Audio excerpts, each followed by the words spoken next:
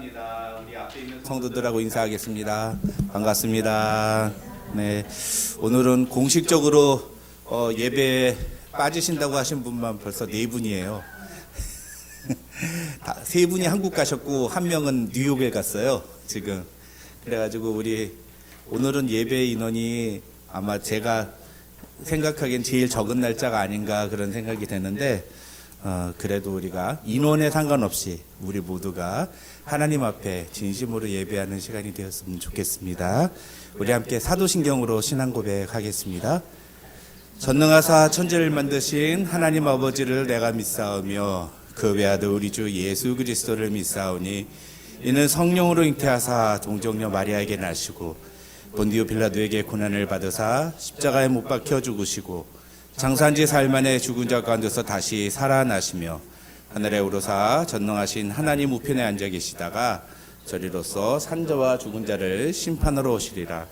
성령을 믿사오며 거룩한 공회와 성도가 서로 교통하는 것과 죄를 사하여 주시는 것과 몸이 다시 사는 것과 영원히 사는 것을 믿사옵나이다. 아멘. 아멘. 우리 함께 찬양하겠습니다. 부름받아 나선 이 몸 함께 찬양합니다.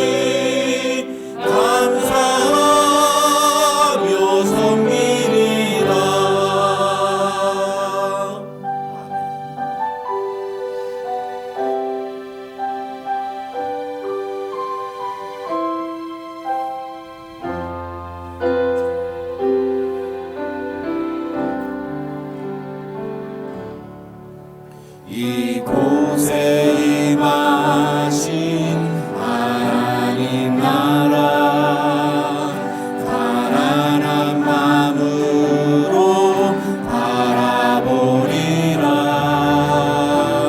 먼저 그 나라 그 뜻 구하며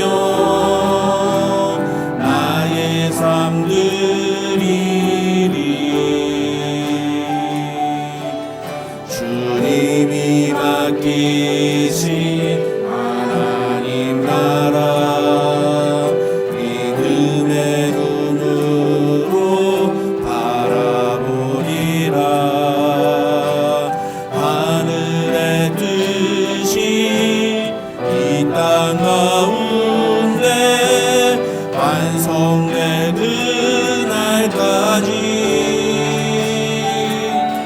믿는다 하여 그 위에 서리라.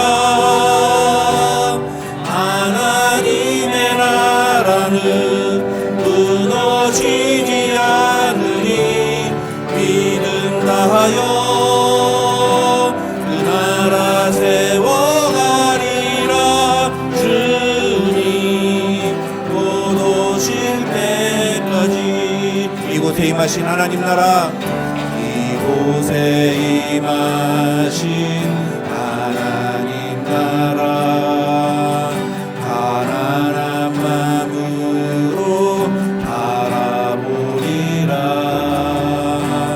먼저 그 나라 뜻을 구하며 나의 삶 드리리. 주님이 맡기신 하나님 나라, 믿음의 눈으로 바라보리라.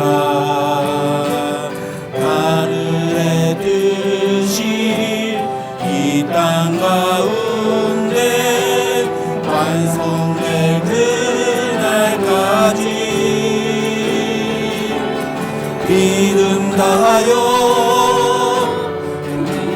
서리라. 하나님의 나라는 무너지지 않으리. 믿음 다하여 그 나라 세워가리라. 주님 곧 오실 때까지 믿음 다하여 그 위에 서리라. 믿음 다하여 그 위에 서리라.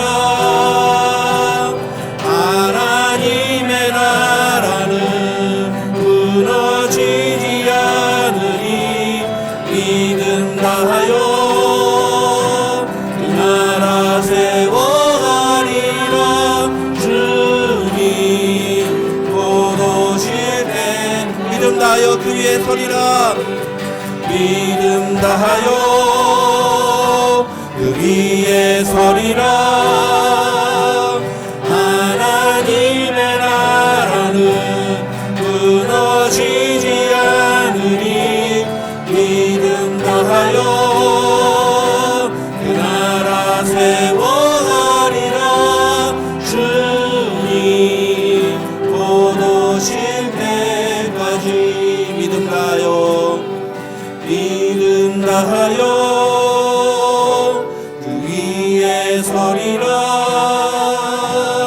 하나님의 나라는 무너지지 않으리. 믿음 다하여 그 나라 세워가리라. 주님 곧 오실 때까지.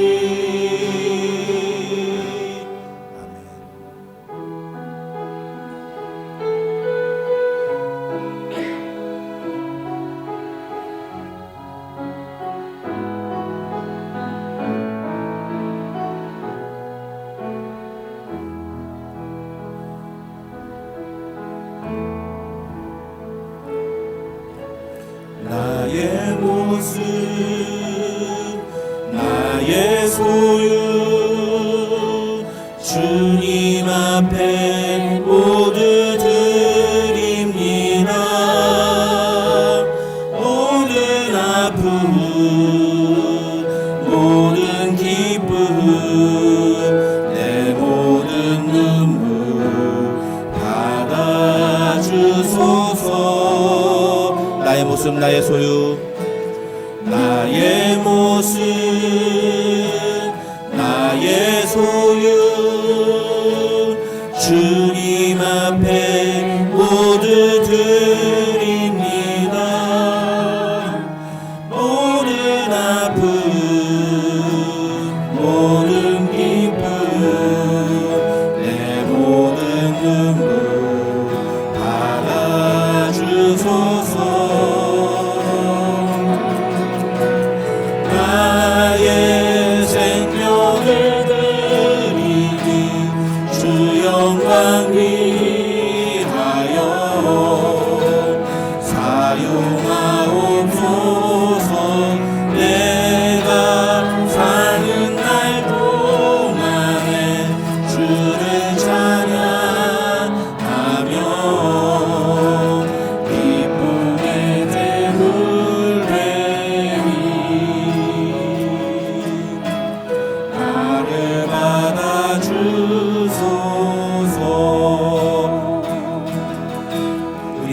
일과 내일 일도 함께 찬양하겠습니다. 어제 일과 내일 일도 꿈과 희망 모두 드립니다. 모든 소망 모든 계획 내 손과 마음 받아주소서.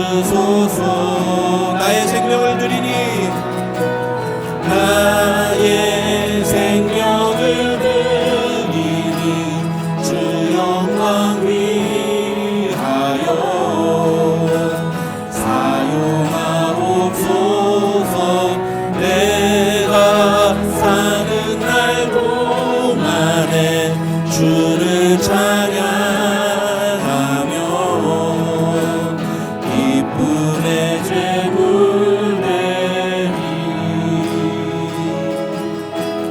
나를 받아주소.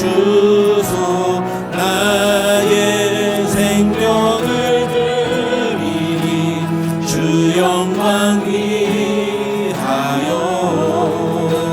사용하옵소서. 내가 사는 날 동안에 주를 찬양하며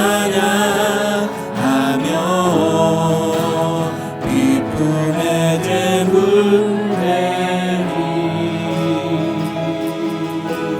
나를 받아주소.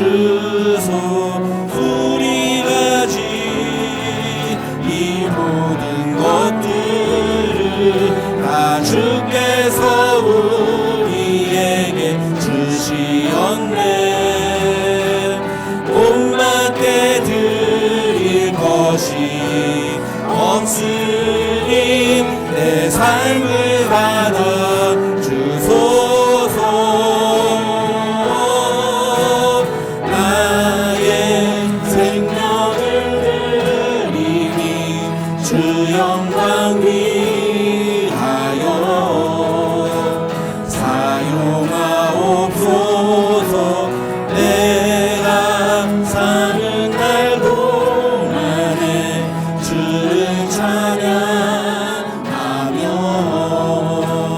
기쁨의 제물 되리. 나를 받아주소서.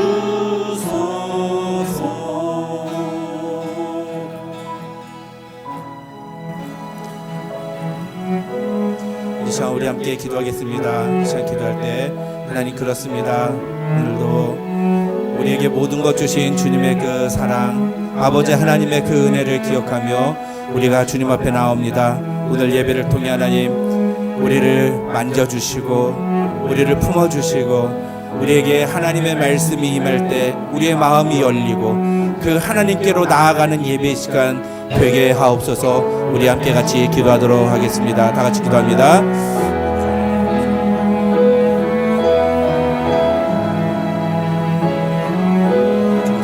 주님 앞에 예배하는 이 시간 되기를 원합니다.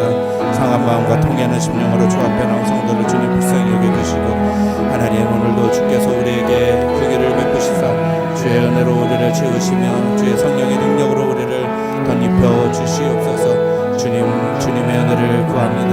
예배 가운데 충만히 임재하셔서 하나님의 놀라운 영광을 바라보는 예배 시간 되게 하옵소서.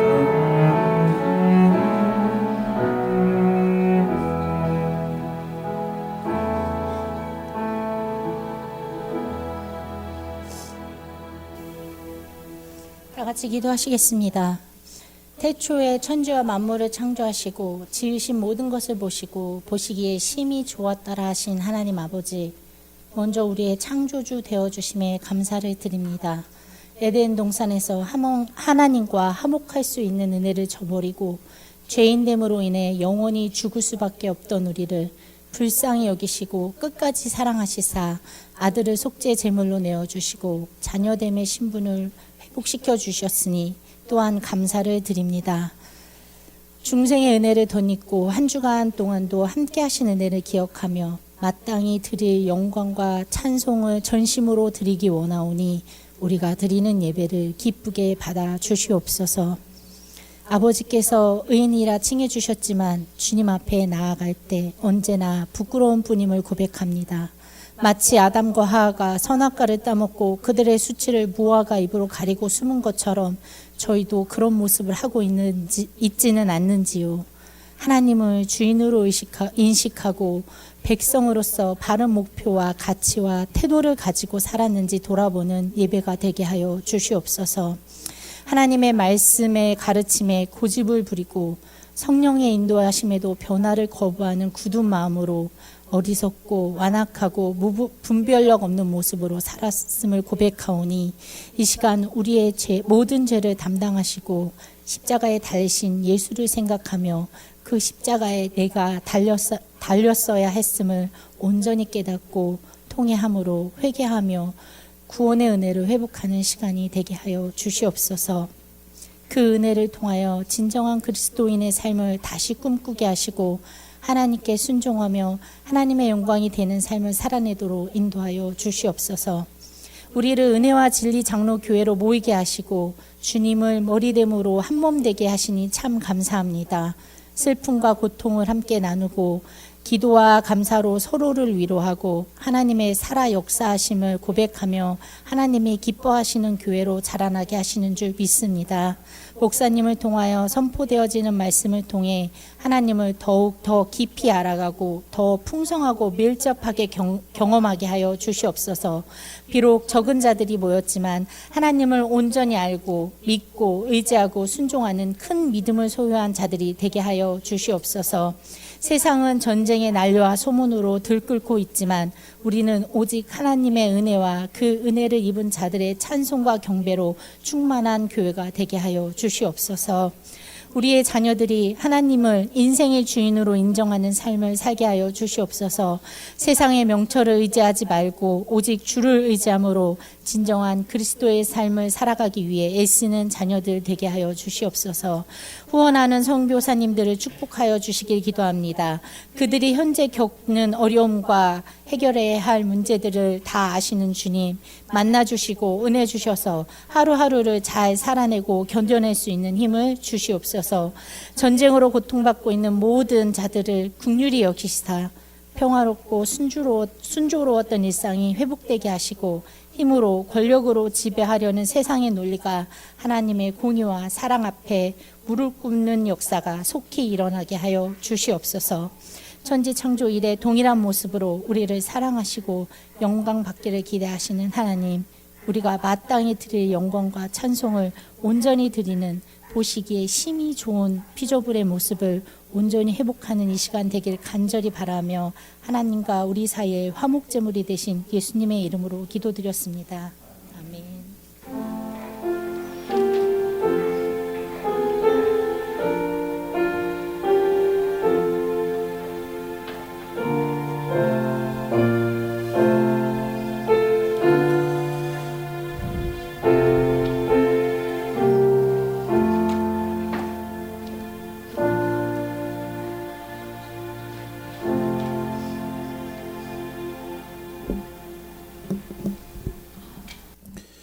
오늘 우리에게 주신 하나님의 말씀은 열왕기상 17장 1절부터 9절입니다.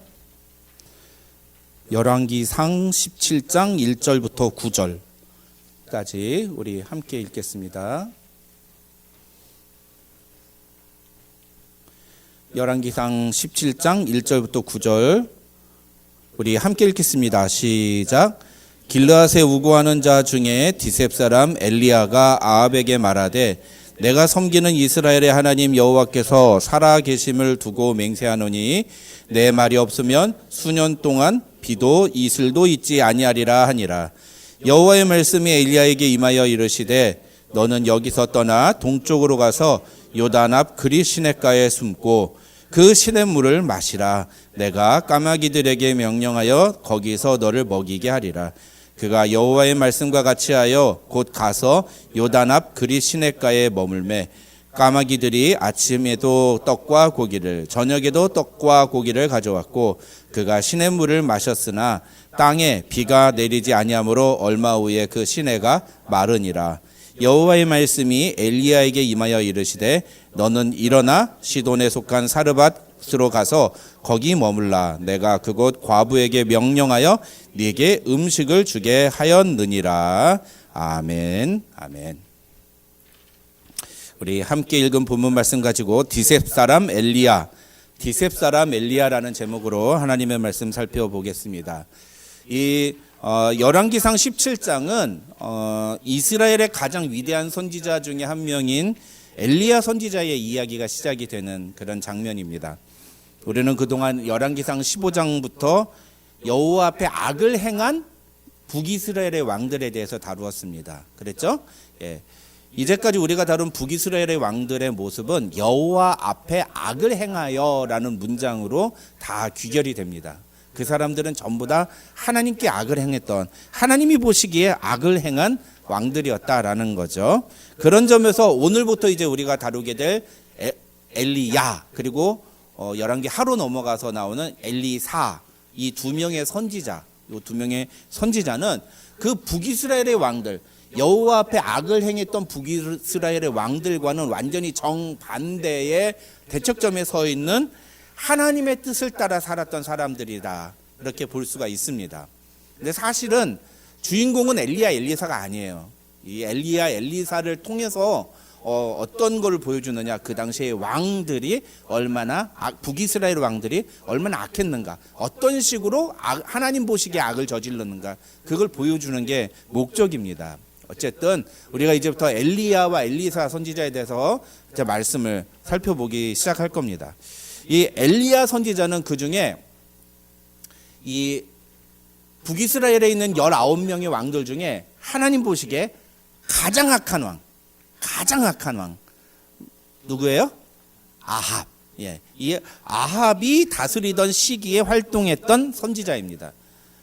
하나님 보시기에 가장 악했던 그 아합, 그 아합 시대에 어떤 일이 있었느냐, 제가 뭐 자막에는 우리 영어권은 쓰지 않았습니다만 간략하게 설명드리면 나중에 이제 나옵니다. 사실은 그게 나오는데, 이 아합이 결혼한 이세벨 공주가 누구라고 했습니까? 시돈의 바알교회 제사장이라고 그랬죠. 예, 대제사장입니다. 그것도 총대장이에요. 그랬던 이세벨이 아합하고 결혼한 후에 북이스라엘을 바알의 국가로 만들기 위해서 하나는 북이스라엘 전역에 바알과 아세라의 제사장들을 파송을 합니다. 그래서 수백 명의 바알과 아세라의 선지자들이 북이스라엘 전역에 퍼져서 활동을 합니다. 그 다음에 두 번째는 그나마 남아있었던 북이스라엘에서 활동하던 여호와의 선지자들을 잡아서 색출해서 죽이는 그런 작업을 시작을 하는 거예요. 이런 시기에 그래서 이 아합의 시대를 가리켜서 뭐라고 얘기하느냐? 영적인 암흑기다 그럽니다. 북이스라엘의 영적인 암흑기. 사실은 북이스라엘은 영적으로 밝았던 적이 단 한 번도 없어요. 다들 어둠침침한 시기였습니다. 그런데 그 중에서도 가장 침울하고 가장 어두웠던 시기가 바로 이 아합의 시대였다, 그렇게 말을 할 수가 있는 거죠. 근데 그때 오늘 본문 1절을 보면은 이런 엘리야 선지자의 첫 등장을 이런 식으로 기록을 하고 있습니다. 길르앗에 우거하는 자 중에 디셉 사람 엘리야가 아합에게 말하되 내가 섬기는 이스라엘의 하나님 여호와께서 살아계심을 두고 맹세하노니 내 말이 없으면 수년 동안 비도 이슬도 있지 아니하리라, 이렇게 돼 있죠. 한글 성경은 그게 뉘앙스가 잘 안 나오는데 영어 성경에 보면은, 또 히브리어 성경을 보면 이 17장 1절이 어떻게 시작이 되느냐, 히브리어 성경에서는 와우 접속사라고 해가지고 그리고라는 명령으로 나오는데, 이걸 영어 성경에서는 now라고 표현을 했어요. now. 이 now는 지금이 아니라 그때에라는 거예요. 어떤 때? 그렇게 아합이 여호와 앞에 가장 악한 왕으로 활동하던 바로 그 시기에 엘리야가 등장을 했다라는 거예요. 근데 이 1절이 사실은 굉장히 재밌는 구절입니다. 우리가 엘리야 그러면 뭐만 하늘에서 불 내리고 막 이런 것만 기억나잖아요. 예, 그렇죠? 근데 그 엘리야가 어떤 사람인가를 이 1절에서 표현하고 있는데 굉장히 재밌어요. 어떻게 재밌냐? 그러면 1절을 보시면은 엘리야에 대해서 성경이 뭐라고 표현하고 있습니까? 길르앗에 우거하는 자 중에 디셉 사람 엘리야라고 돼 있죠. 그렇죠? 길르앗 어딘지 아세요? 뭐 길르앗이 어딘지 뭐 조금 이렇게 들어본 사람, 성경을 좀 잘 아시는 분들은 들어보신 단어일 겁니다. 자, 그러면 디셉 어딘지 들어보신 분? 디셉 어딘지 아세요? 모르시죠? 여러분, 저도 디셉을 아무리 찾아도요 성경에서 찾을 수가 없어요. 너무 작은 동네인 거예요. 여러분, 그래서 이 길르앗에 우거하는 자 중에 디셉 사람 엘리야라는 표현을 우리식으로 표현하면 뭔지 아세요? 베이커스필드에 사는 와이오밍 출신 로버트 씨, 이런 얘기예요. 무슨 얘기입니까? 엘리야는 시골 깡촌 출신이란 얘기예요. 백도 없고 변변한 학력도 없고. 엘리야가 무슨 당시에도 존재했습니다. 그 선지학교가. 그 무슨 좋은 선지학교 출신이냐? 아니라는 거예요. 좋은 배경을 가졌느냐? 아니에요. 집안이 무슨 대대로 모서 하나님을 믿는 그런 대대로 믿는 집안 사람이냐? 그런 것도 몰라요. 나와 있질 않아. 어땠는지 모르겠어요. 성경이 말하고 있지 않은 건 우리가 추측할 필요가 없어요. 성경이 뭐라고 얘기합니까? 대신에 엘리야는 어떤 사람이다? 디셉 사람이다. 그 디셉이 어디예요? 아무도 모르는. 그래서 학자들이 연구를 거듭해서 찾아본 게 겨우 어느 그 북이스라엘의 중부 지역에 있는 어느 산골 동네, 작은 동네. 우리 미국에서 와이오밍 출신이다 그러면 막 이렇게 막 대단하게 합니까? 그러면은 뉴욕의 어퍼 이스트 지역 출신이다 그러면 어떻게 생각합니까? 뉴욕 어퍼 이스트 출신이다. 우리 또 여기서 그 비버리힐스 출신이다 그렇게 얘기하면 이 사람 비버리힐스 출신이야 그러면 어떻게 얘기해요? 어떻게 생각합니까? 야, 부자겠다 그렇게 생각하지 않습니까? 서울도, 한국에서도 그런 동네가 있어요. 이 사람 성북동 출신이야, 성북동에서 살았던 사람이야 그러면 어떻게 생각합니까? 부자죠. 성북동에서 살았다 그러면 부자 출신이야. 이 사람 저기 태백 출신이야 그러면 어떻게 생각해요? 광산 출신. 이제 시골 깡촌 출신이라고 생각하잖아요. 그렇죠? 엘리야는 어떤 사람이라고요? 시골 깡촌 출신이에요. 시골 깡촌 출신. 백도 없고 어떤 뭐 대단히 사람들에게 내세울 만한 그런 것들을 가진 사람이 아니었다는 거죠. 그런데 그런 엘리야가 갑자기 나타나서 어떻게 했다고요? 아방 앞에 가가지고 뭐라고 해요? 이렇게 말한다는 거예요. 1절에 내가 섬기는 이스라엘의 하나님 여호와께서 살아계심을 두고 맹세하노니 내 말이 없으면 수년 동안 비도 이슬도 내리지 아니하리라. 와우, 여러분 이게 무슨 말일까요? 여러분 이 말은 단순한 일기예보가 아니에요. 비가 오지 않으리라. 3년, 진짜로 엘리야가 이 말하고 난 다음에 3년 6개월 동안 비가 안 와요. 진짜로 비가 안 옵니다. 근데 비가 안 온다는 얘기를 하는 걸까요? 아니에요. 이 말 속에는 어마어마한 내용이 포함되어 있는 겁니다. 쉽게 말씀드리면 이 말은요, 아합 왕하고 이세벨 왕비에 대한 정면 도전이에요. 선전포고와도 같은, 나 이제부터 너희하고 싸울 거야 라고 하는 선전포고와도 같은 얘기예요. 아까도 말씀드린 것처럼 이세벨은 시돈에서 바알교의 총제사장이었어요. 그리고 아합한테 시집을 와가지고 남편 아합을 잘 구슬려가지고 북이스라엘도 바알을 믿는 국가로 만들려고 부단히 노력했습니다. 그래서 자신이 데리고 있던 그 바알교의 모든 선지자들, 제사장들을 다 데리고 와가지고 북이스라엘 전역에다가 다 이렇게 파송을 시키고, 그리고 북이스라엘에서 그나마 숨어서 활동하던 여호와의 선지자들을 다 찾아내가지고 하나씩 죽이기 시작하는 거예요. 하나씩 죽이기 시작. 여러분 이런 상황에서 엘리야가 나타났다고요. 그리고 뭐라고 했다고요? 아방한테 가가지고 내 말이 없으면 지금부터 3년 6개월 동안 비가 안 내릴 것이다 라고 얘기를 하고 있다고요. 그러면서 뭐라고 얘기해요? 내가 섬기는 살아계신 하나님이라고 얘기했단 말이에요. 나는 하나님의 선지자다, 여호와 하나님을 믿는 선지자다라고 자기가 얘기하고 있단 말이에요. 아까 뭐라고 했습니까? 이세벨 시대 때 여호와 하나님을 믿는 선지자는 다 잡아 죽인다고 했잖아요. 엘리야가 지금 뭐라고 해요? 아방 앞에 가가지고 내가 바로 그 사람들 중에 한 명이다. 내가 여호와 하나님을 믿는 사람이다라고 얘기를 하고 있다는 겁니다. 그러면 중요한 건 뭐냐면 이 엘리야 선지자가 이야기하는 내 말이 없으면 수년 동안 비도 이슬도 있지 아니하리라는 말의 진짜 의미가 무엇이냐라는 거죠. 이게 왜 중요한 표현이냐, 이게 왜 단순한 일기예보가 아니냐. 그건 바알이라는 신이 어떤 신인지를 이해하면 쉽게 이해가 됩니다. 우리 성경 공부 많이 하신 분들은 잘 아시겠지만 바알은 어떤 신입니까? 하늘에서 비를 내리는 신이에요. 바알은 정확하게 말하면 풍요의 신입니다. 풍요의 신, 소산의 신. 뭔가 우리에게 쉽게 말하면 the God of benefit이에요. benefit. The God of benefit. 이익을 주는 신이에요. 근데 당시에는 이익을 어떻게 줘요? 농산물과 우리 그 가축들이 아기를 베가지고 새끼를 낳아가지고 이익이 나는 거잖아요. 그러니까 그걸 다 누가 관장하느냐? 바알이 한다고 했어요. 그러니까 바알이 그걸 어떻게 하느냐? 하늘에서 비를 내려서 곡식들을 자라게 해가지고 가축들이 그 곡식들을 먹고 새끼를 베게 한다. 이렇게 생각했단 말이에요. 그런데 지금 엘리야가 뭐라고 그래요? 내 말이 없으면 하늘에서 비가 내리지 않을 거다. 3년 6개월 동안 비가 내리지 않을 거다. 그러니까 무슨 얘기인가요? 이거? 내가 허락하지 않으면 바알이라는 신도 비를 내릴 수 없다라고 얘기를 하는 거예요. 이건 바알 신에 대한 엄청난 조롱인 거예요.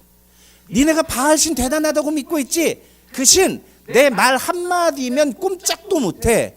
자기는 비를 내리고 싶겠지. 내가 말하지 않으면 걔는 비를 내릴 수 없어. 그 얘기하고 있는 거예요.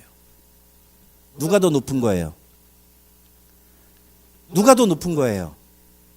엘리야가 높은 거죠. 엘리야가 자기가 지금 자기가 더 높다고 얘기하는 거예요. 그러니까 무슨 얘기를 하는 겁니까? 지금 아합과 이세벨이 추진하는 바알교는 가짜다. 그 얘기하고 있는 거예요. 너희가 아무리 바알을 최고의 신이라고 주장을 해도 그 신은 내가 말하지 않으면 비도 내릴 수 없는 아무 힘도 없는 신이다. 지금 그 얘기하고 있는 거예요.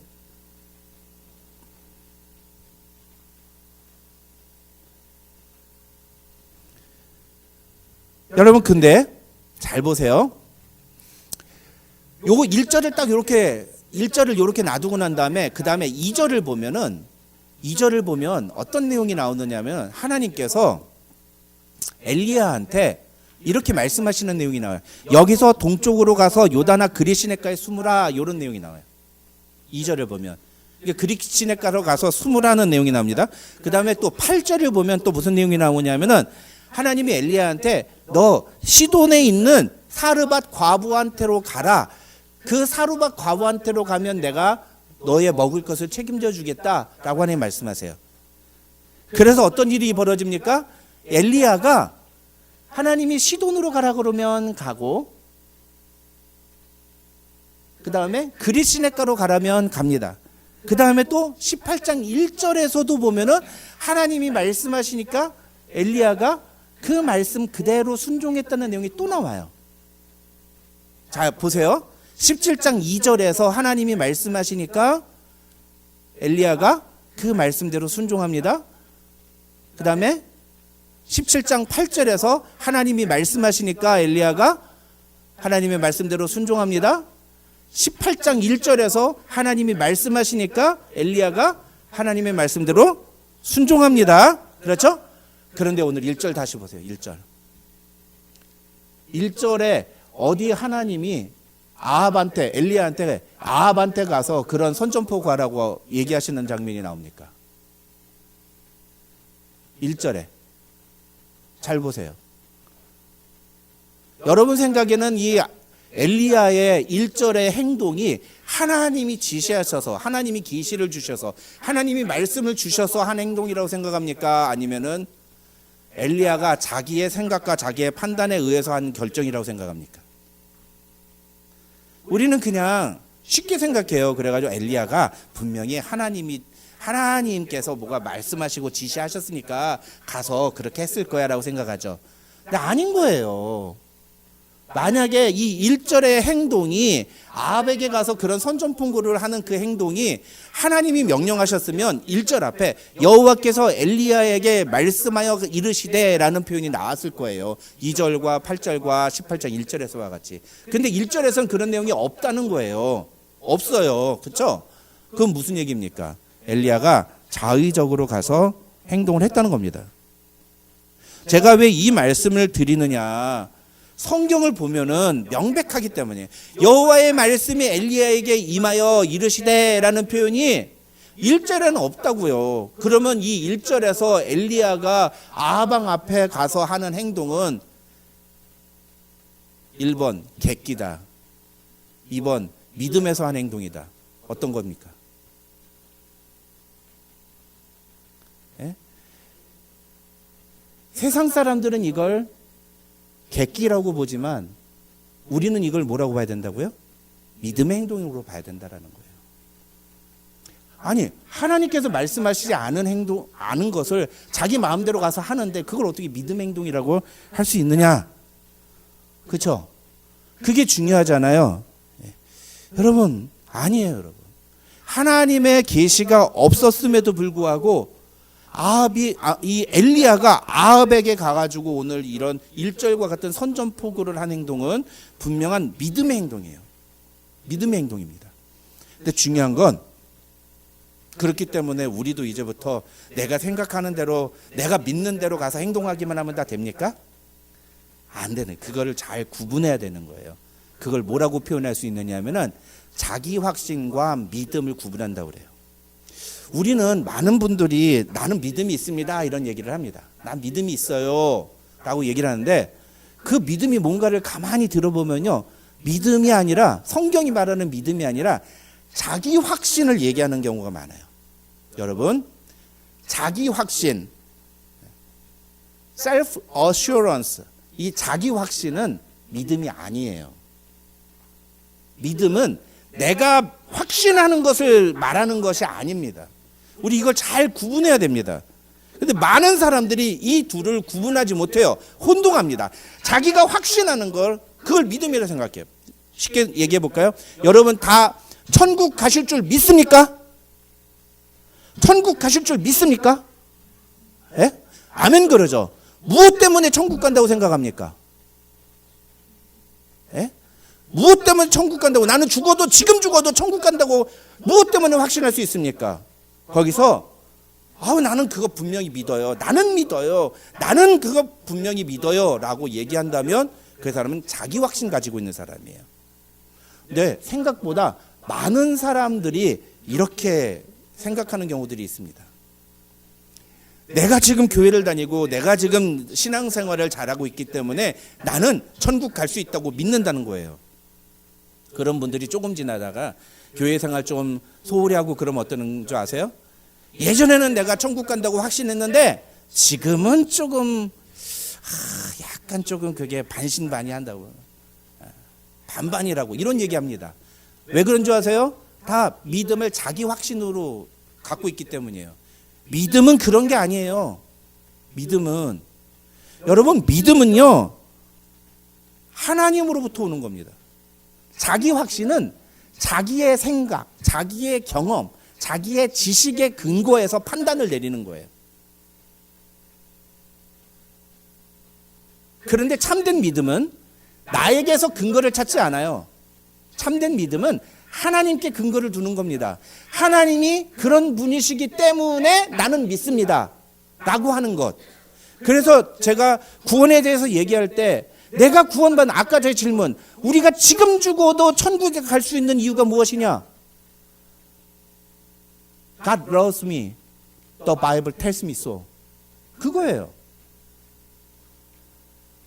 하나님이 나를 사랑하시고 나를 사랑하셔서 하나님의 아들 예수 그리스도를 이 땅에 보내셔서 십자가에 달려 죽게 하셨다는 사실을 성경이 말하고 있고, 그 십자가 사건이 나를 위한 사건이라고 성경이 말하고 있기 때문에 나는 그것을 믿습니다. 나는 그 성경이 사실이며 그 하나님이 진실로 나를 위해 그 일을 행하셨다는 사실을, 그 하나님의 성품을 믿습니다. 나는 비록 지금 하나님 앞에서 찌그러들고 나는 신앙생활을 변변히 못하고 나는 지금 내가 지금 제대로 예수 믿는 사람인지조차 의심이 들 정도로 지금 이렇게 완전 헤매고 있지만, 그러나 하나님은 나를 사랑하셔서 나를 구원하기 위해 당신의 아들을 이 땅에 보내셨다는 사실을, 그리고 십자가 달려 죽게 하셨고 사흘 만에 부활하셨다는 사실을 나는 믿습니다. 성경이 그렇게 말하고 있는 것을 나는 믿습니다. 성경이 진리라는 것을 믿기 때문에 나는 오늘 내가 죽어도 천국에 갈 수 있다고 믿습니다 라고 고백한, 그게 진짜 믿음이에요. 무엇을 믿느냐? 너무나 많은 분들이 자기 확신을 믿어요. 내가 생각하는 게 올 때 나는 내가 생각한 건 틀린 적이 없어요. 이 사람 제일 조심해야 돼요. 이렇게 생각한다면 하나님 앞에서 정말 조심하셔야 돼요. 나를 믿으면 안 됩니다. 나의 확신을 믿으면 안 돼요. 하나님의 말씀을 믿는 거예요. 하나님의 말씀. 참된 믿음은 하나님이 어떤 분이신지를 믿고 그에 따라 행동하는 겁니다.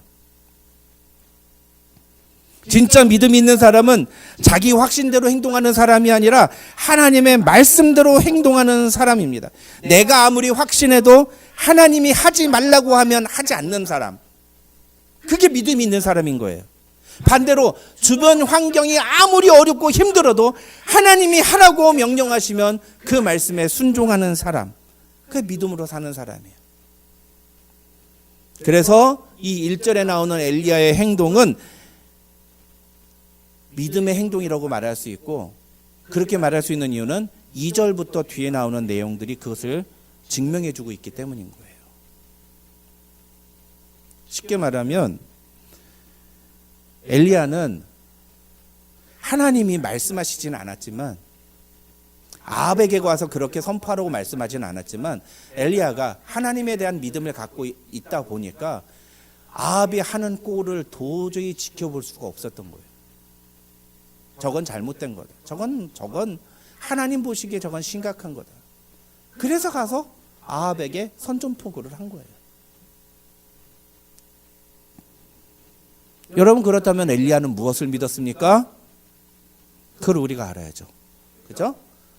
엘리야는 무엇을 믿었을까요? 1절을 보면 뭐라고 합니까? 엘리야가 뭐라고 말해요? 나의 섬기는 이스라엘 하나님 여호와의 사심을 가리켜 맹세하노니. 여기서 믿음이란 단어 나와요, 안 나와요? 안 나오죠?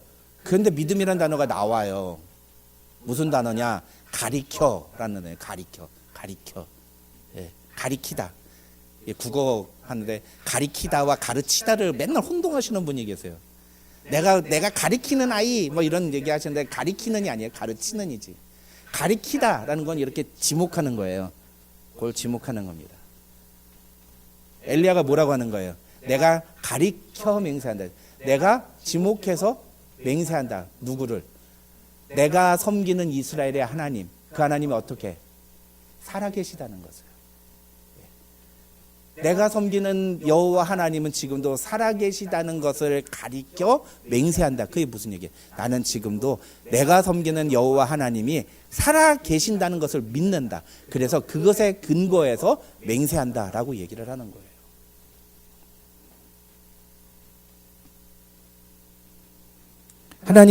엘리야는 자신이 섬기는 하나님이 살아계시기 때문에 더 이상 아합이 하는 행동을 지켜보고만 있을 수 없었던 겁니다. 그래서 그는 당당하게 아합에게 가서 내 말이 없으면 수년 동안 비도 이슬도 있지 아니하리라고 선포할 수 있었던 거예요. 그딴 바알신, 너희는 그 바알이 너희의 재물을 가져다 주고 너희에게 부를 가져다 준다고 믿지만, 나는 내가 섬기는 하나님이 살아계시다는 걸 믿는다. 그리고 그 하나님이말로 진짜로 이 온 우주 만물을 주관하시고 우리의 생사와 복을 주관하시는 우리의 창조자라는 것을 믿는다. 그래서 그 하나님을 내가 믿기 때문에 그 하나님을 의지해서 내가 비가 내려라 라고 말하지 않으면 지금부터 비가 오지 않을 거다. 바알이 아무리 용을 써도, 바알이 아무리 힘을 써도, 니네가 아무리 지지고 볶아도 비가 안 올 거다. 바알은 그딴 거짓 신이기 때문이다. 아무 힘도 없는 신이다. 니네가 주장하는 건 다 가짜다 라고 얘기하는 거예요. 얼마나 대단합니까? 이런 설교를 듣고도 마음에 막 감격이 일어나지 않는다면 난 지금 혹시 뭐 하고 있는 건가 생각해 보셔야 됩니다. 제가 설교를 잘해서가 아니라 이 말씀이 주는 엄중한 그 메시지가 너무나 크기 때문이에요. 너무나 크기 때문에. 오늘날 우리가 얼마나 믿음이 있다고 말하지만 이 세상 속에서 얼마나 나약하게 살고 있습니까? 정말 우리가 믿음이 있는 사람처럼 살고 있습니까? 정말 우리가 하나님을 믿는, 하나님이 살아계시다는 것을 믿는 믿음을 가지고 살고 있습니까?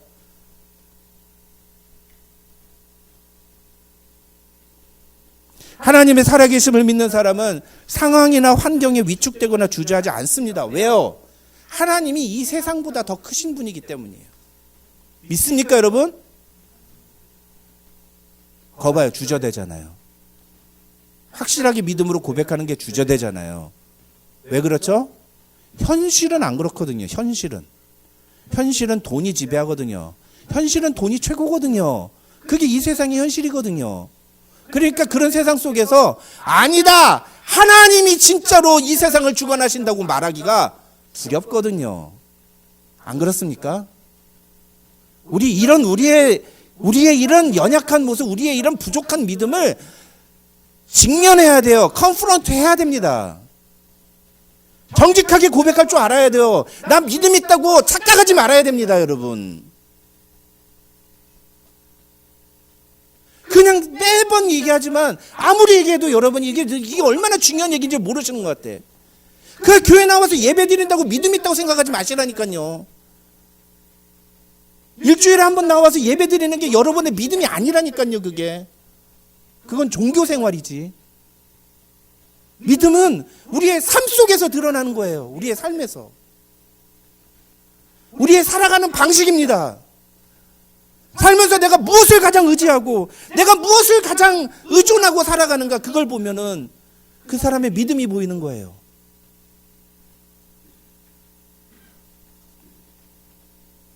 엘리야 시대에 어땠다고요? 엘리야가 활동했던 시대? 북이스라엘에서 가장 암흑기였다고요. 자기가 하나님을 믿는 사람이고 자기가 하나님의 선지자라는 걸 드러내기만 하면 죽는 시기였다고요. 그런데 그런 시기에 엘리야는 아방 앞에 가가지고 담대하게 선전포고를 했다고요. 그게 믿음이 아니고 무엇이겠습니까? 그게.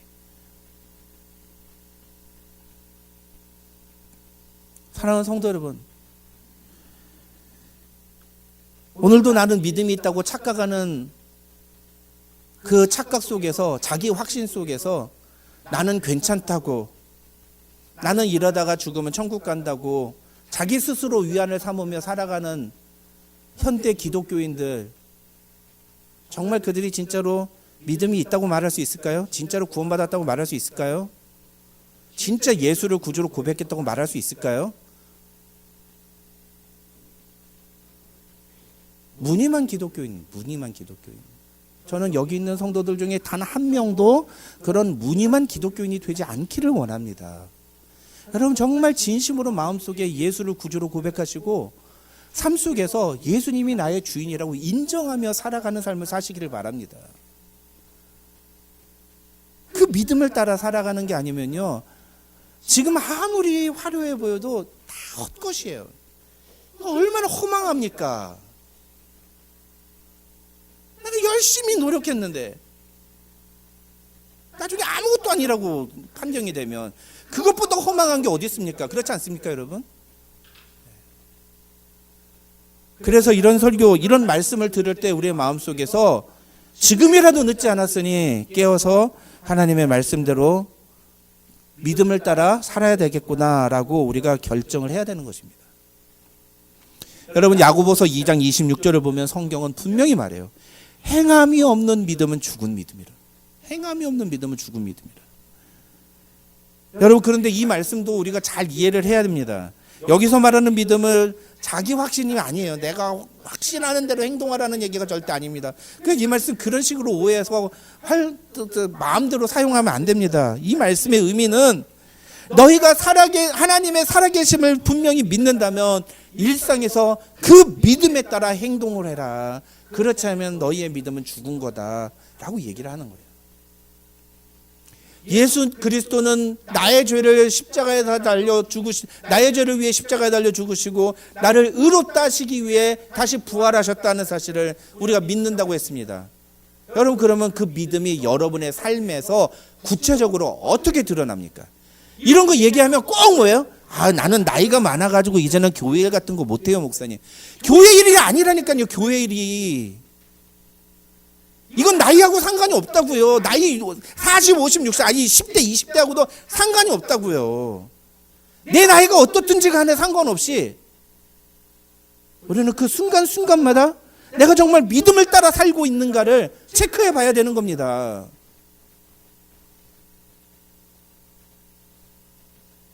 교회에서 봉사활동하는 걸 신앙생활이라고 생각하지 마세요. 그건 그냥 봉사활동이에요. 교회 봉사예요. 그건 신앙이 아닙니다. 그건 교회 일에 열심을 내면 내가 천국 갑니까? 아니에요. 성경 어디에 그런 게 나와 있어요? 성경 어디에? 내 삶 속에서 예수가 나의 구주라고. 그래서 제가 오늘 사실은 찬양 부를 때 제가 부르기 제일 싫어하는 찬양을 골랐어요. 뭔지 아세요? 부름받아 나서니 뭐. 부름받아 나섰잖아요, 제가. 이 찬양 부를 때마다 너무 힘들어요. 부름받아 나서니 몸 어디든지 가고 싶진 않습니다. 괴로우나 즐거우나 그런 거 말고 좋은 것만 따르리니. 그게 제 솔직한 심정이에요. 솔직한 심정. 누가 괴로운 거 선택하고 싶겠어요? 누가 힘든 일 하고 싶겠어요? 누가 사람들이 아무도 못 알아주는 그런 일 하고 싶겠어요? 목사도 똑같다고요, 여러분. 목사도. 그래서 목사도 믿음 있는 척하면 안 돼요. 사실은 자기 고백입니다, 여러분. 목사라고 다 믿음 있는 줄 아세요? 아니에요. 얼마나 성공지향적이고 물질적이고 세속적인 목사들이 많은데요. 삶 속에서 전혀 믿음과 상관없는 삶을 살아가는 사람들이 얼마나 많은데요. 예수가 나의 구주라면, 예수가 나의 구주시라면 내가 오늘 내 삶 속에서 내가 무엇을 해야 될 것인가?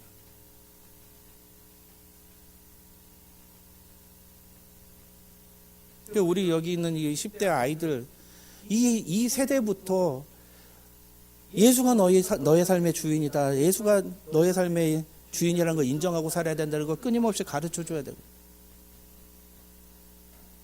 부모님들이 말 안 하면, 오늘 제가 아까 한 명 누구 뉴욕 갔다 그랬죠? 누가 없어졌는지 눈에 보이세요? 네? 네. 그놈이 뉴욕 갔어요. 근데 뉴욕 가는데 제가 할까 그러다가 저희 집사람한테 물어봤더니 저희 집사람이 문자했다고 해서 제가 안 했거든요. 야, 너 뉴욕 가서 주일 예배 꼭 지켜야 된다. 주일 드려야 된다. 근처에 있는 가까운 교회라도 가서 예배 드려야 된다. 왜냐면 이 아이들은 그런 거 얘기 안 해주면 주일 예배 안 들어도 되는 줄 알아요. 자연스럽게. 부모님 얘기하셨습니까? 그렇죠. 하도 내가 얘기를 하니까 부모님들이 얘기하셨을 거예요. 그 아이가 문자가 왔어요. 네, 그러고서 이렇게. 진짜로 갈지 안 갈지 모르겠지만 이따 물어봐야죠. 저 나이 때에는 그런 것 하나가, 내가 정말 간만에 기회 잡아서 뉴욕 왔잖아요. 뉴욕에 얼마나 놀고 싶은 게 많겠어요. 저도 뉴욕 한 3번인가 4번 갔는데 갈 때마다 재밌어요. 뉴욕 얼마나 좋아요. 보고 싶은 거 많고. 근데 그 시간을 따로 빼가지고 교회를 가서 예배를 드린다? 이거 대단한 결단 아니면 안 되는 겁니다. 저 아이들 때에는 그런 게 예수를 주로 고백하는 행동이에요. 그럼 여러분은요, 여러분의 인생에서 예수를 주라고 고백하는 그 믿음을 어떤 식으로 표현할 거냐고요. 오늘 본문의 엘리야는 그 암흑기 시대에 아방 앞에 가가지고 믿음의 선전포고를 했다고요.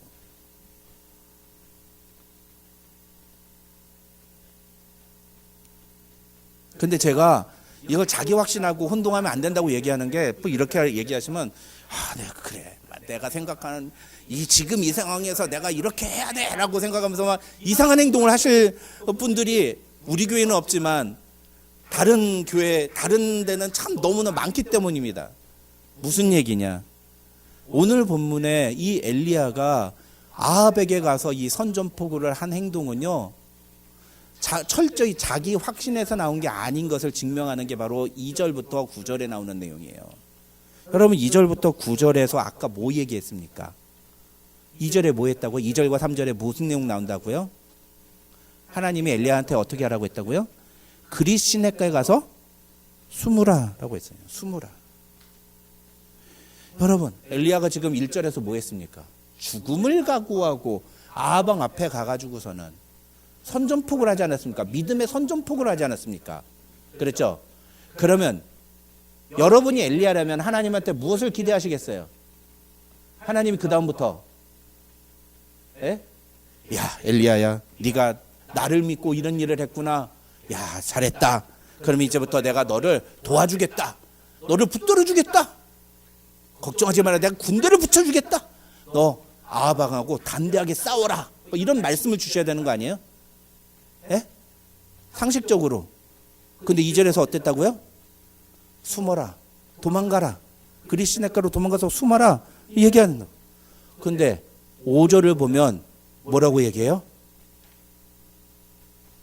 5절을 보면 엘리야는 여호와의 말씀과 같이 하여 곧 가서 요단 앞 그리 시내가에 머물렀다 하고 성경은 말합니다.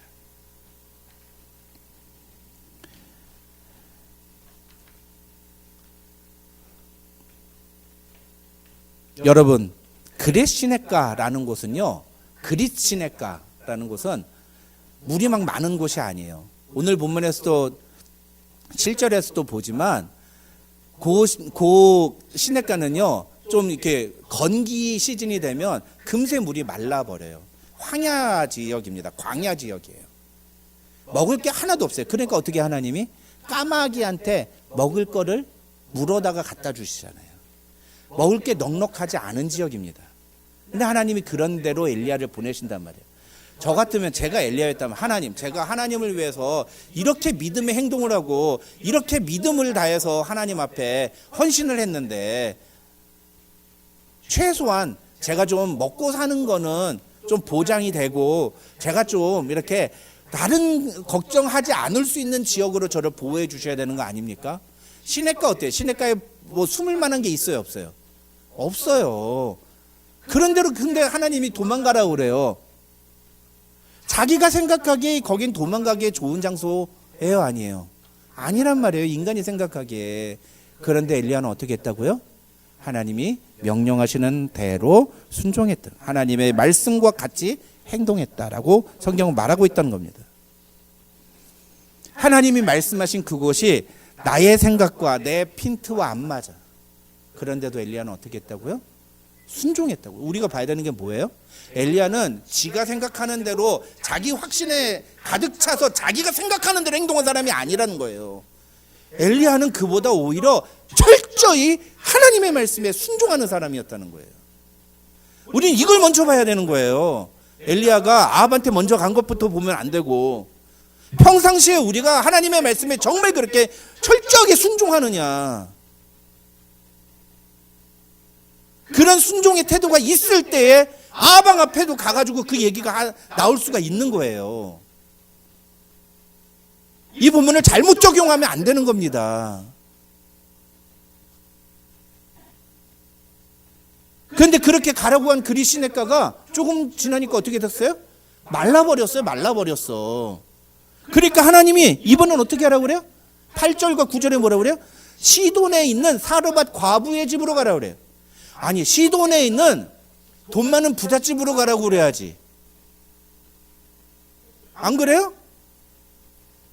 사르밧 과부, 저는요 과부의 외아들로 살았습니다. 어머니가 과부, 결혼한 지 2년 반 만에 아버지가 돌아가셔가지고 과부였어요. 그래서 전 외아들이었어요. 딱 사르밧 과부에게만 우리 집안이에요. 집에 먹을 게 없어가지고 1980년 초반에 78년도 80년도 그때 우리 집에는 항상 이게 고구마 푸대가 있었어요. 고구마 푸대가 없어져가지고 제가 예전에 한번 얘기했죠. 어느 날 봤더니 먹을 게 다 떨어졌어. 밤에 너무 먹고 싶은데 배가 고픈데 엄마 뭐 먹을 거 없어. 순종아 그냥 자자. 내일 아침이면 하나님이 뭐 주실 거야. 그런 생활했다고요. 과부의 생활은 독자와 과부의 생활은요 그렇게 넉넉한 삶이 아니에요.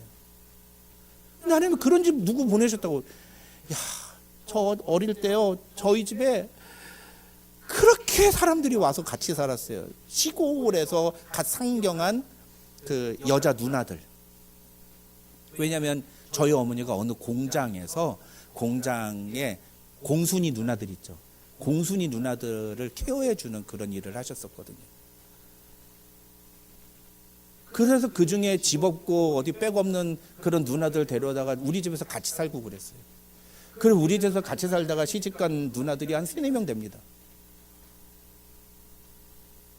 우리 먹기도 부족한데 꼭 누가 한 명이 더 와가지고 먹을 거 뺏어 먹어.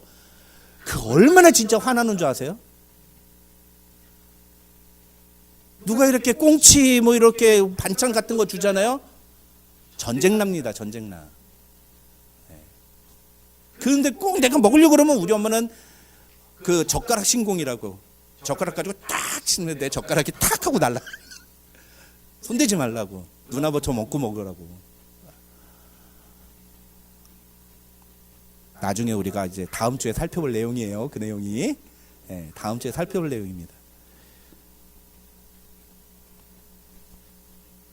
여러분, 그런데 더 기가 막힌 건 뭔지 아세요? 하나님 지금 어디로 가라고 한다고요? 8절 9절에서는 시돈으로 가요. 시돈이 어디예요? 시돈? 이세벨의 고향이에요. 이세벨의 고향. 바알교의 총본산지라고요. 적진 호랑이 굴로 들어가라는 거예요. 야, 무슨 하나님이 뭐 이런 식으로 우리를 이렇게 이끄십니까? 그렇죠? 중요한 건 뭐예요? 하나님이 왜 이렇게 이끄시느냐가 아니라 엘리야는 그런 명령에도 순종했다고요. 그런 명령에도. 여러분 어쩌면 오늘날이 이 아합의 시대보다 훨씬 더 우상이 강력하고 훨씬 더 하나님 믿는 것을 공격하는 시대라고 할 수 있습니다. 물론 잡아 죽이는 사람들은 없겠지만 오늘날 내가 예수 믿는다는 것이 정말 떳떳하고 자랑스럽습니까? 사람들 앞에서 정말 그렇게 내세울 수 있습니까? 제가 한때 이렇게 학교 다닐 때 학교를 다니려면 지하철을 한 1시간 이상을 타고 다녀야 됐거든요. 그럴 때마다 성경을 읽는데 성경에 있는 게 부끄러워가지고 그때 생각하면 제가 참 부끄러워 제가. 근데 성경 읽는 게 부끄러워가지고 성경을 신문지로 쌌어요. 성경 읽는 거 아닌 척. 성경은 최대한 얇은 거, 성경이 아닌 것처럼 이렇게 신문지로 싸가지고 이렇게 읽으려고. 근데 전공이 신학인데 성경은 읽어야 되니까 그렇게라도 읽는 거예요. 제가 그때 제 모습을 생각하면서 얼마나 부끄럽던지. 근데 요즘 어땠습니까? 요즘 기독교인이라고 말하는 게 자랑스러우세요? 떳떳하세요?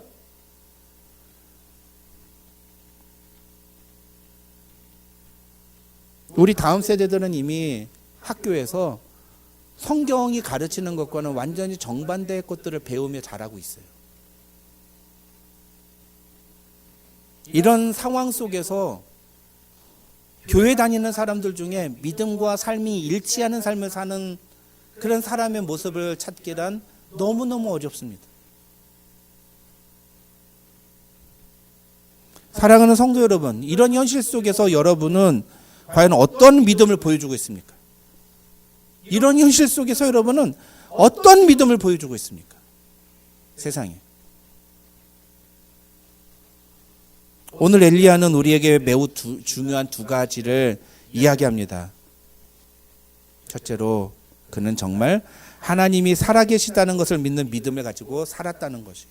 그리고 다른 하나는 그래서 그 하나님이 말씀하시는 대로 순종하는 삶을 살았다는 거예요. 그게 오늘 본문이 우리에게 주는 굉장히 중요한 메시지입니다. 야고보서 5장 17절을 보면 성경은 이렇게 말해요. 우리 한번 같이 읽어볼까요? 빨간색 표시된 거 다 같이 읽습니다. 시작. 엘리야는 우리와 성정이 같은 사람이로되. 저기 무슨 뜻이에요? 엘리야나 우리나 똑같은 사람이라는 거예요. 동등한 사람, 똑같은 사람이에요. 엘리야가 뭐가 특별한 사람이라서 그렇게 한 게 아니라는 거예요. 우리도 똑같이 엘리야와 똑같고 우리도 엘리야와 똑같은 일을 할 수 있다라는 겁니다. 성경은 분명하게 그 얘기합니다. 그런데 우리는 얘기하죠. 엘리야 같은 위대한 선지자나 그렇게 하지 우리 같은 사람은 그렇게 못해요, 목사님. 아니 목사님이나 그런 거 하시지 장로님이나 그런 걸 하실 수 있지 우리 같은 일반 성도는 그런 거 못해요, 목사님. No way. 아니라고요. 목사나 이제 갓 예수 믿은 사람이나 여기 건우나 엘리야나 다 똑같은 사람들이라고요. 똑같은 사람들이라고요. 차이는 뭘까요? 무엇을 믿고 있느냐, 그리고 그 믿음이 얼마나 살아있느냐예요. 그 차이예요. 사랑하는 은혜와 진리 장로교회 성도 여러분, 우리 모두 다 살아있는 믿음의 사람들이 되시기를 주님의 이름으로 축원합니다. 우리의 믿음이 살아있어야 돼요. 우리의 믿음이 살아있어야 돼요. 그래서 오늘 설교의 결론은요, 절대로 엘리야를 본받지 않은 게 아니에요. 엘리야를 본받지 않은 게 아니에요, 여러분. 엘리야는 여러분하고 똑같은 사람들이에요. 저나 여러분이나 똑같은 사람이에요. 그래서 엘리야를 본받을 필요가 없어요. 오늘 설교의 결론은 우리가 정말로 살아계신 하나님을 믿는다면 그 믿음이 우리의 삶에서 나타나야 한다는 것이고, 그 믿음은 하나님의 말씀에 순종으로 나타나야 한다는 거예요. 그럴 때에 1절에서와 같이 이 엘리야가 보여준 모습처럼 담대한 믿음의 결단과 선전포고와 같은 그런 행동들도 할 수 있다는 겁니다. 우리 모두 그런 성도들이 되시기를 주님의 이름으로 축원합니다. 기도하겠습니다. 아버지 하나님 감사합니다. 오늘도 우리에게 귀한 말씀 주신 것 감사합니다. 하나님, 오늘 엘리야의 모습을 통해 우리 자신을 돌아봅니다. 엘리야나 우리나 똑같은 사람들인데, 우리도 똑같이 하나님의 자녀로 부름받은 자들인데, 과연 우리는 이 세상 속에서 어떤 믿음을 따라 살고 있습니까? 오늘 주신 말씀을 우리가 잘 기억하고 우리의 삶에서 우리의 믿음을 증명하며 살아가는 귀한 믿음의 사람들이 되게 하여 주시옵소서. 예수님의 이름으로 기도드립니다. 아멘.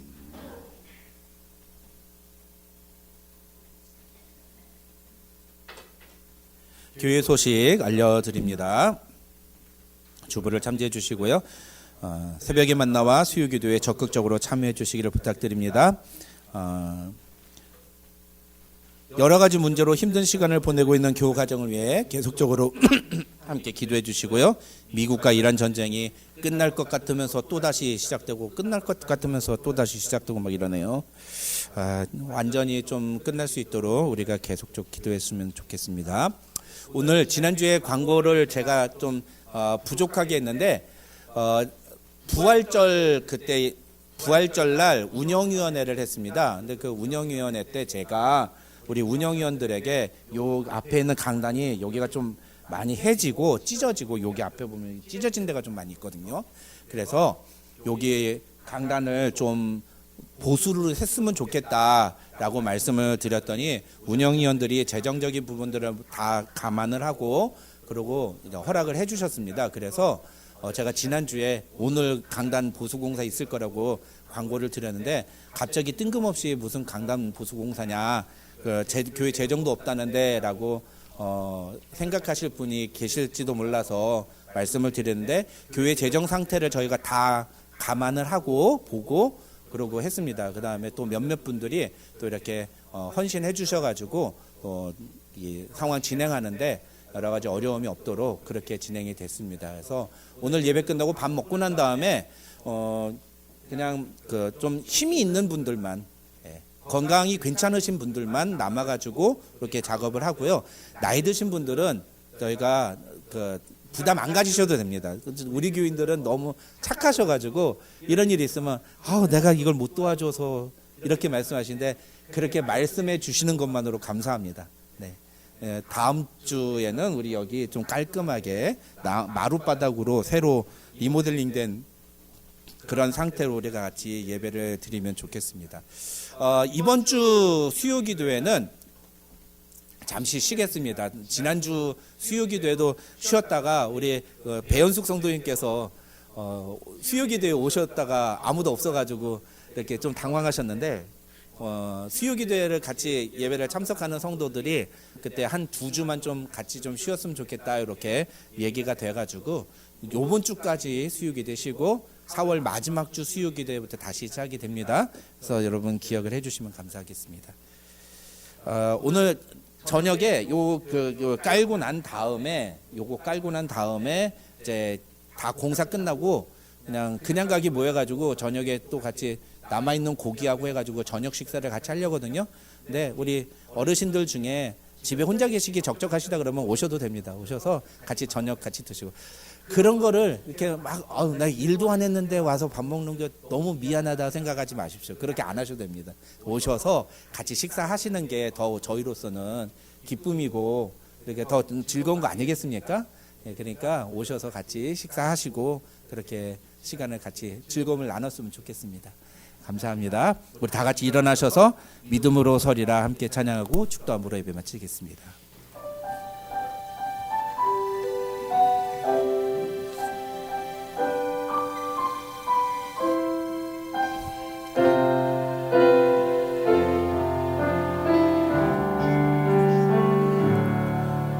이곳에 임하신 하나님 나라 가난한 마음으로 바라보리라.